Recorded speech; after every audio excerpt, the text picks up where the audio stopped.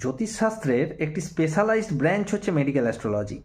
যারা জ্যোতিষশাস্ত্র নিয়ে পড়াশোনা করেন বা গবেষণা করেন তারা জানবেন যে মেডিকেল অ্যাস্ট্রোলজি এমন একটা সাবজেক্ট, এমন একটা শাখা জ্যোতিষের, যেখান থেকে আমরা কিন্তু মানুষের কী ধরনের রোগ হতে পারে ভবিষ্যতে তার একটা পূর্বানুমান করতে পারি।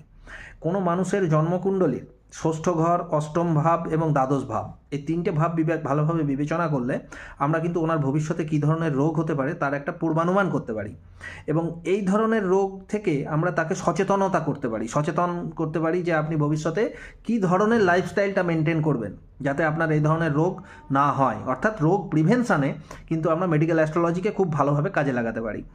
মেডিকেল সায়েন্স সবসময়তেই আমরা একটা কথা জানি যে prevention is better than cure. আমরা যারা ডাক্তার, যারা ডাক্তারি করি, তারাও সবসময় রোগীদেরকে পরামর্শ দিই যে আপনারা রোগকে আগে প্রতিহত করার চেষ্টা করুন, সেই মতো আপনাদের লাইফস্টাইলটা মেনটেন করুন। জ্যোতিষকে কিন্তু আমরা এইভাবে কাজে লাগাতে পারি। ধন্যবাদ।